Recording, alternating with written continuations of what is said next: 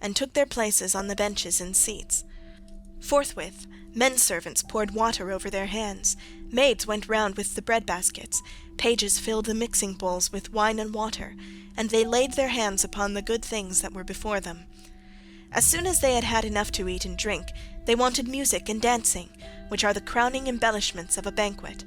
So a servant brought a lyre to Phemius, whom they compelled perforce to sing to them. As soon as he touched his lyre and began to sing, Telemachus spoke low to Minerva, with his head close to hers that no man might hear.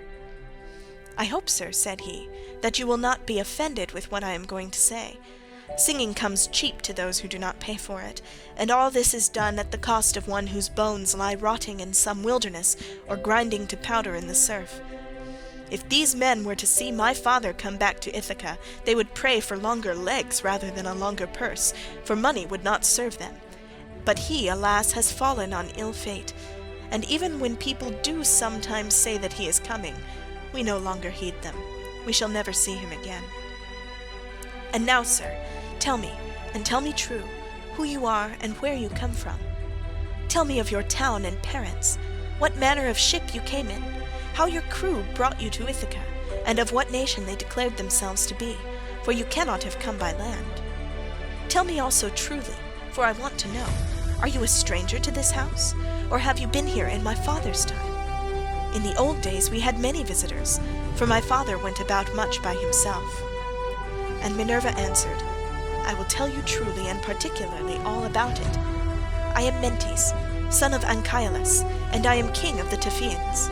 I have come here with my ship and crew, on a voyage to men of a foreign tongue being bound for Temesa, with a cargo of iron, and I shall bring back copper.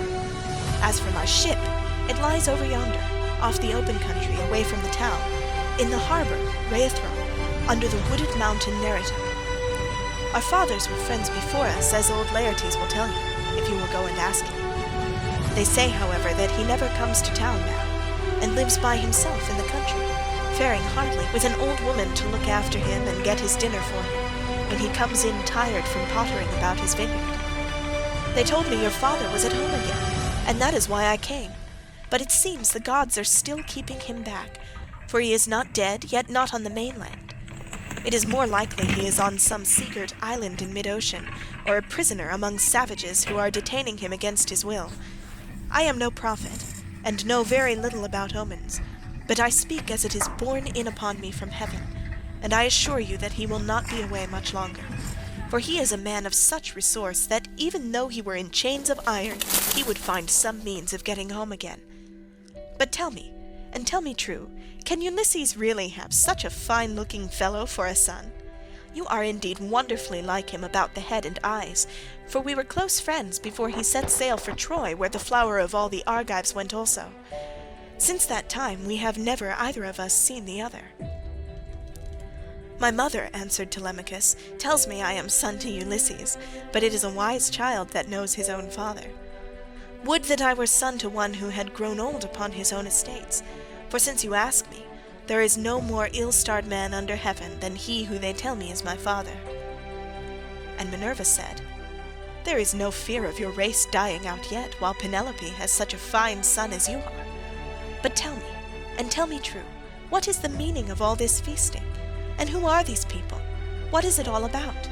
Have you some banquet, or is there a wedding in the family? For no one seems to be bringing any provisions of his own.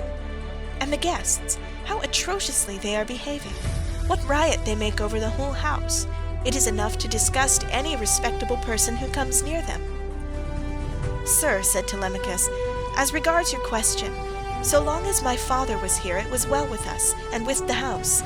But the gods, in their displeasure, have willed it otherwise, and have hidden him away more closely than mortal man was ever yet hidden. I could have borne it better, even though he were dead, if he had fallen with his men before Troy, or had died with friends around him, when the days of his fighting were done. For then the Achaeans would have built a mound over his ashes, and I should myself have been heir to his renown. But now the storm winds have spirited him away we know not whither. He is gone without leaving so much as a trace behind him, and I inherit nothing but dismay. Nor does the matter end simply with grief for the loss of my father.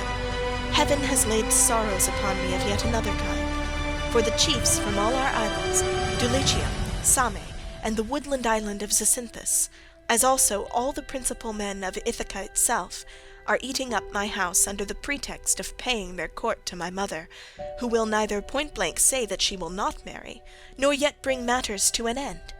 So they are making havoc of my estate, and before long will do so also with myself." "Is that so?" exclaimed Minerva.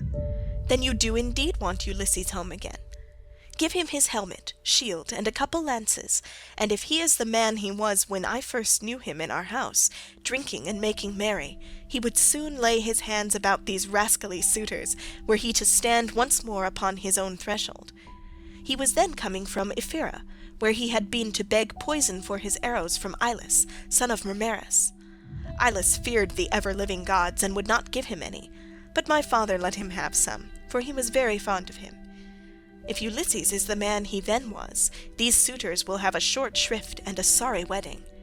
But there, it rests with heaven to determine whether he is to return, and take his revenge in his own house or no.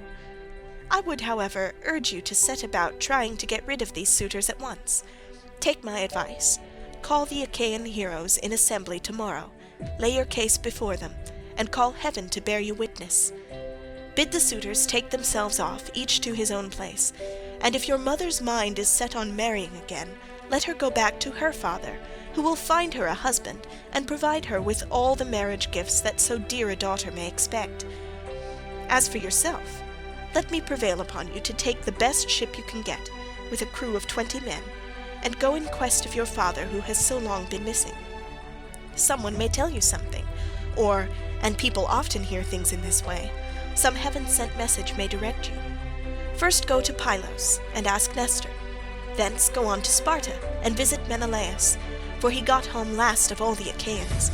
If you hear that your father is alive and on his way home, you can put up with the waste these suitors will make for yet another 12 months.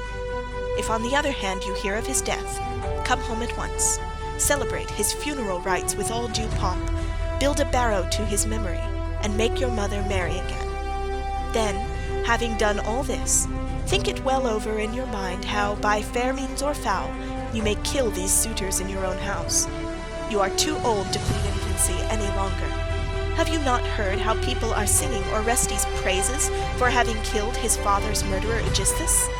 You are a fine, smart-looking fellow. Show your mettle then, and make yourself a name in story. Now, however, I must go back to my ship and to my crew, who will be impatient if I keep them waiting longer.